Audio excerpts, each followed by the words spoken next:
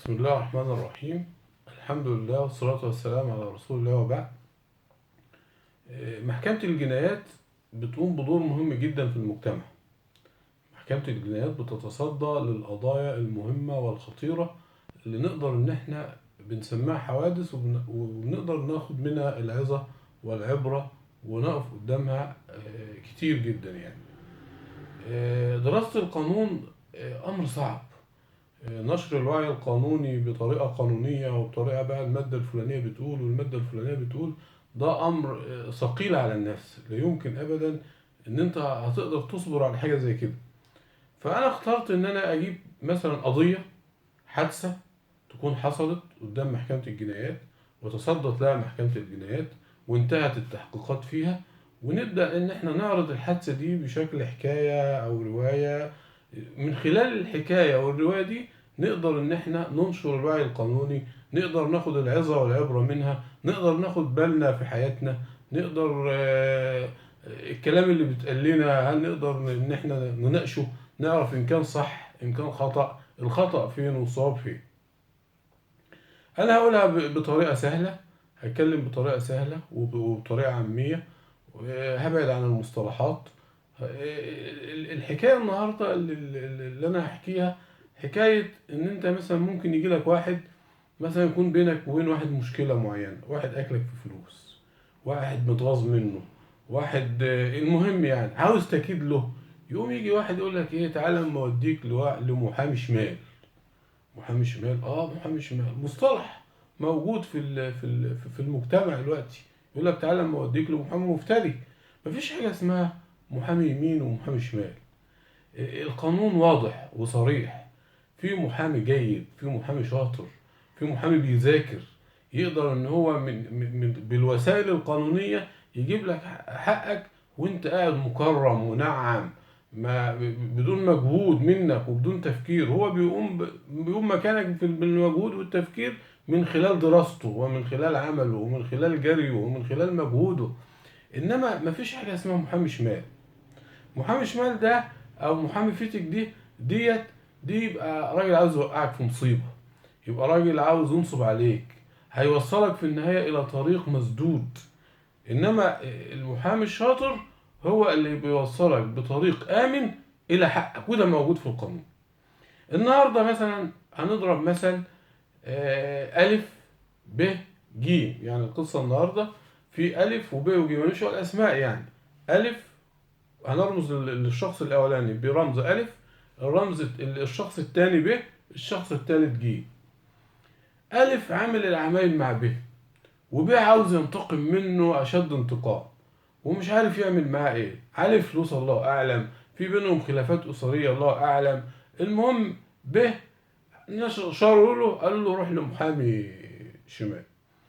محامي الشمال قال له روح خد لك 5 ايصالات وروح على محافظه تانية بعيده عشان ندوخ الف وايه، واعمل انت البلاغات، اعمل انت بلاغ ايصال امانه، كل ايصال امانه بمبلغ كبير، وزور توقيع الف على الايصال، وروح اعمل 5 محاضر ايصالات امان.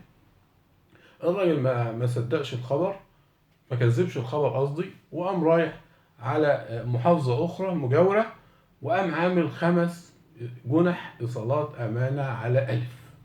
وجي بقى منتعش ومبسوط وخلاص أنا هكيد له بقى، هيطلع له 5 أحكام، يبقى يوريني بقى يعمل إيه. الراجل طلع له 5 أحكام. المحامي لم يكتفي بذلك، لا ده جيل واحد اسمه جيم، جيل جيم، وقال له يا جيم انا زورت لك جواز سفر اهو، جواز سفر باسم الف، جواز سفر باسم الف بس بيحمل صورة جيم، جواز سفر مزور يعني جيم انتهى لصفة الف. وراح شهر عقاري عادي في محافظة تانية، راح شهر عقاري عادي وقال لهم انا عاوز اعمل توكيل للمحامي ده اهو اللي اسمه موجود فيه. فهم بصوا لجواز السفر ما اكتشفوش ان هو مزور، عملوا التوكيل، فاصبح مع المحامي توكيل من الف، توكيل من الف. راح المحامي بدأ يبقى يبان الشغل، عمل معارضة في الأحكام الغيابية اللي طالعة، ورجع يعمل استئناف، ورجع يعمل معارضة استئنافية. المهم وصل الإجراءات إلى أحكام نهائية. ألف جه بص بعد سنة، بعد 6 شهور لقى نفسه مدان بأحكام نهائية، هيتحبس، لو اتقبض عليه هيتحبس خلاص.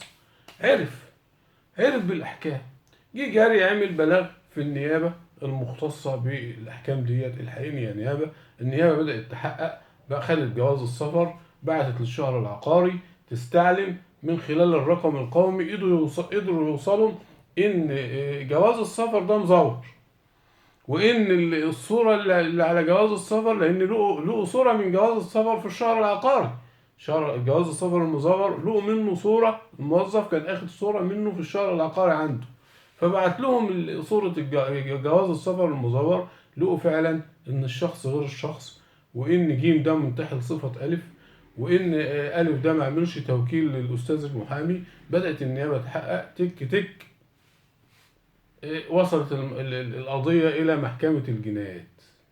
بالنسبة للمحامي اخد 3 سنين، وبالنسبة للراجل اللي انتحل الصفة أخد 3 سنين. طب احنا وصلنا لإيه؟ يعني إيه كانت النتيجة بعد كده؟ إن أنا أمشي في إجراءات غير قانونية وأورط الناس، يعني هنوصل لإيه؟ ما وصلناش لحاجة. يبقى طريق الشمال ده ما وصلناش لحاجة. يبقى حبيبي لما يجي لك واحد يقول لك مثلا ايه، طبعا انا هضرب لك ايصال امانه في محافظه الدقهليه، عاوز تغيظ فلان، تعالى اما اعمل لك بقى شويه ايصالات امانه. دي الطرق كلها مسدوده، دي طرق لا تصل بك الى اي نتيجه، ما توصلش لنتيجه، كلها زنبليطه، كلها هيصه، كلها هرس بدون نتيجه. ولكن في طرق قانونيه كتيره. المحامي الشاطر بالطرق القانونيه السليمه يقدر يوصل الحق للمستحقين. الراجل الشاطر ما يروحش ويجري ورا محامي شمال ويروح يتبع اجراءات ويقول لك هو بقى يعني هو كده، يعني انا عاوز اغوظ له وخلاص. لا، انت بالاسلوب القانوني، انت مثلا ليك فلوس عند الناس وما فيش يا عم معاك ايصال امانه ولا معاك شيك ولا معاك حاجه، في طرق قانونيه توصل حقك. لو معامله تجاريه بشهاده الشهود، لو معاك دليل ثبوت بالكتابه، كلمك على الواتس، كلمك في، سجلت له مكالمه تليفونيه، اي حاجه تقرب حقك هتقدر انك ترفع دعوه مطالبه وتاخد حقك بيها، توجه له يمين. الاجراءات القانونيه كتيره اللي توصلك لحقك من غير ما تتجه الى الناحيه الشمال ولا الناحيه اللي كذا، ولا جيب فلحس ابن فلحوس ولا كلام من ده ما بيوصلش لاي نتيجه. ودي العبره والعظه اللي بناخدها من قضيه النهارده او من حادثه النهارده. والسلام عليكم ورحمه الله وبركاته.